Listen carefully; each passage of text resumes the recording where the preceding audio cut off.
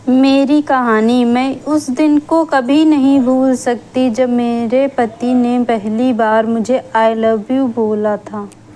शादी से पहले मैं एक लड़के से बहुत ज़्यादा प्यार करती थी, लेकिन अचानक से हमारा ब्रेकअप हो गया। ब्रेकअप के बाद मैंने अपने माता पिता की मर्ज़ी से शादी कर ली। शादी के कुछ महीनों तक मैंने अपने पति को जानने के लिए समय लिया, जिसके बाद मुझे एहसास हुआ कि वह इस दुनिया के सबसे अच्छे आदमी हैं।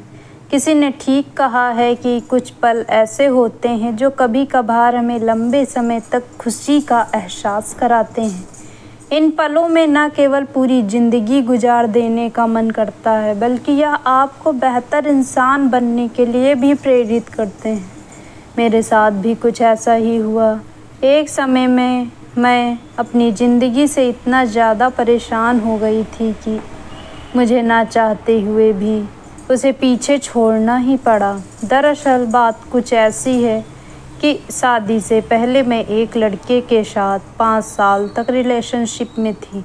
मैं उससे बहुत ज़्यादा प्यार करती थी। हम शादी भी करना चाहते थे, लेकिन उसके माता पिता की वजह से हम इस रिश्ते को जारी नहीं रख सके। लंबे समय तक डेट करने के बाद उसने मुझसे कहा था कि वह कभी भी अपने माता पिता के खिलाफ नहीं जा सकता है। वह कभी भी इस रिश्ते के लिए सहमत नहीं होंगे। उसकी बातों को सुनकर मेरा दिल टूट गया था। इस घटना के बाद हमारे बीच चीज़ें इतनी ज़्यादा ख़राब हो गईं कि मुझे उससे ना चाहते हुए भी अलग होना पड़ा। ब्रेकअप के कुछ महीनों बाद मैंने अपने माता पिता की मर्ज़ी से शादी कर ली। शादी से पहले मैं अपने पति को बिल्कुल भी नहीं जानती थी।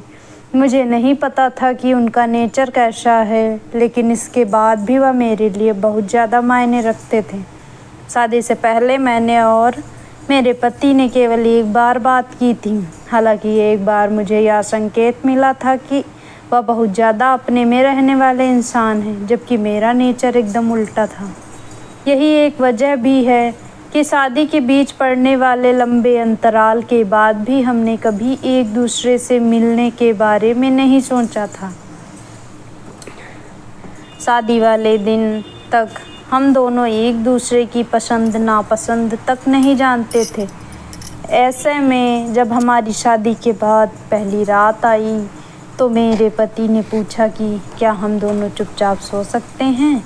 उनकी इन बातों को सुनकर मुझे काफ़ी राहत महसूस हुई। ऐसा इसलिए क्योंकि मैं किसी ऐसे व्यक्ति के साथ अंतरंग नहीं होना चाहती थी जिसे मैं पहले से नहीं जानती हूँ।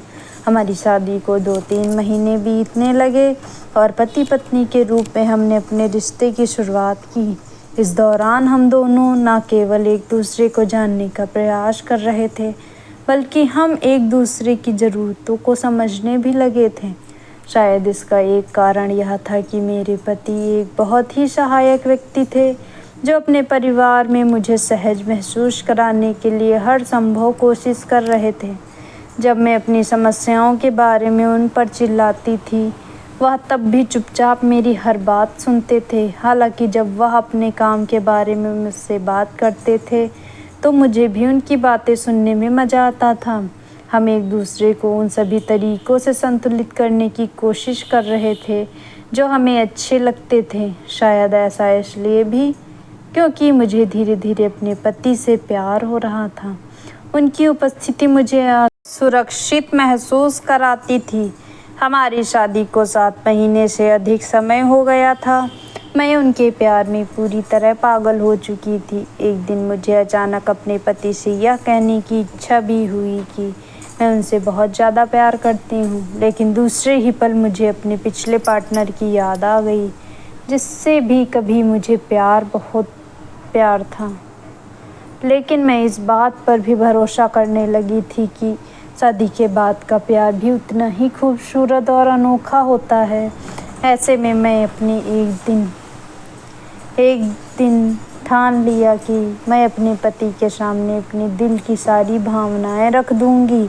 मैं उनसे बात करने वाली ही थी कि मैंने देखा कि मेरे पति मेरे लिए गुलाब का एक गुलदस्ता लेकर खड़े हैं। वह मेरी तरफ आगे बढ़े और उन्होंने बहुत धीमे से मुझे आई लव यू बोला। इस दौरान मेरी खुशी का ठिकाना नहीं रहा। हम दोनों एक दूसरे के लिए एक जैसा महसूस करते थे। भले ही हम पति पत्नी हो, लेकिन एक दूसरे से अपने प्यार का इजहार करना हमारे लिए बहुत बड़ा कदम था। इस पल ने मुझे इतना ज़्यादा खुश कर दिया था कि मैं इसे शब्दों में व्यक्त नहीं कर सकती हूँ। अब हमारी शादी को 30 साल हो चुके हैं। हमारा अच्छा खासा परिवार है। मेरी बेटी की शादी होने वाली है। इस समय के बारे में सोचकर मैं आज भी बहुत खुश हो जाती हूँ। मैं उस दिन को कभी नहीं भूल सकती जब मेरे पति ने मुझसे आई लव यू कहा था। सच कहूँ तो उनकी बातों को सुनकर मेरे आँखों में आंसू आ गए थे।